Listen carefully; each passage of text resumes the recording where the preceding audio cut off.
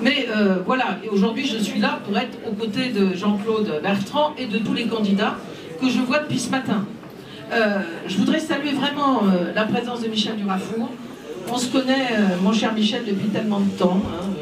Ça a été mon premier ministre du Travail, en 1975. Après, il a fallu attendre la gauche pour trouver un humaniste pour défendre le travail. Voilà, et je le disais, je pense qu'on avait à l'époque pas les mêmes positions, mais voilà, les gaullistes, républicains, humanistes et sociaux, il n'y en a plus beaucoup maintenant. Hein, il n'y en a plus beaucoup. Et on a l'essentiel en commun, la République, la défense des plus faibles et la volonté aussi du redressement de la France. Et moi, c'est un très grand plaisir que vous soyez là avec nous ce matin. Alors là, on s'est promené dans Saint-Étienne et moi, j'ai vu une gauche en conquête. Là, hein. Je dois dire que nos camarades, avec les militants, ils savent ce qu'ils veulent pour la Loire. Comme tu m'as montré des chantiers, j'en suis parvenue, hein, parce que j'étais pas venue à Saint-Étienne depuis un certain temps. Les chantiers et surtout l'ensemble des projets, je dirais, pour la ville, comme Jean-Claude défend aujourd'hui avec nos camarades les projets pour la Loire.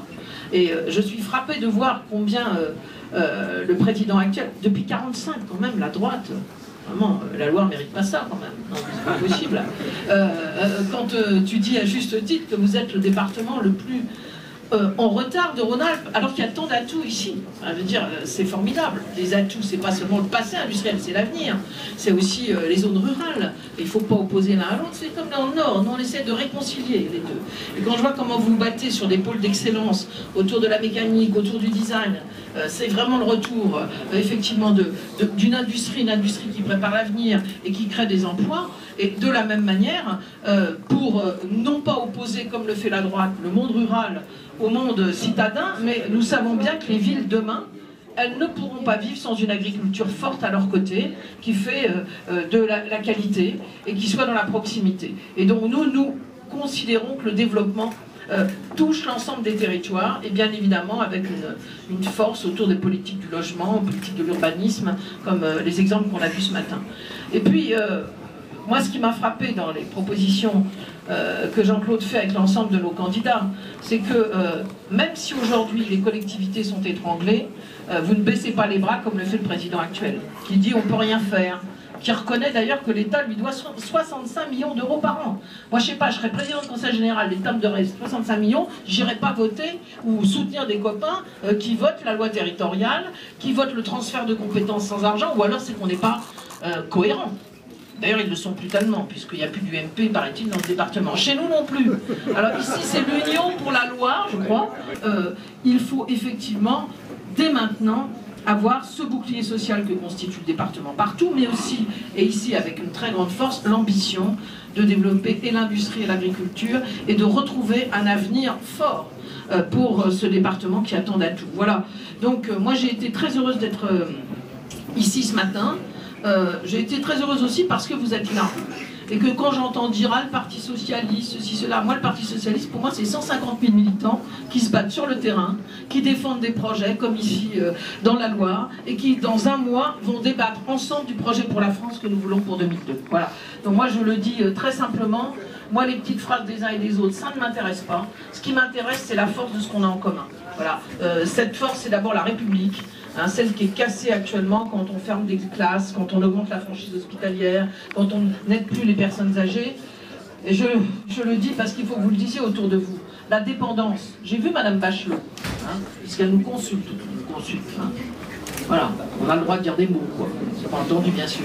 Vous verrez après les cantonales, on va nous expliquer les écoles, les classes qu'on va fermer à la rentrée, hein, puisqu'on sait que c'est encore 11 000 fermetures en France, et on va nous annoncer la prise en charge de la dépendance, non pas comme la France le voudrait, par la solidarité, mais par les assurances privées, en tout ou partie. J'en prends l'engagement, je suis sûre de cela.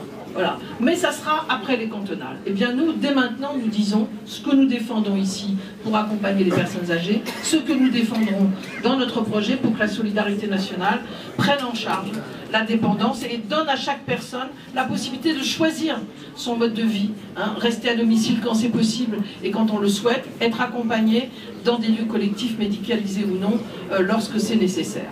Voilà, donc pour moi aujourd'hui, les militants, ils sont sur le terrain pour retrouver la France qu'on aime, pour retrouver la République et pour défendre avec nos départements le bouclier social dont la France a besoin.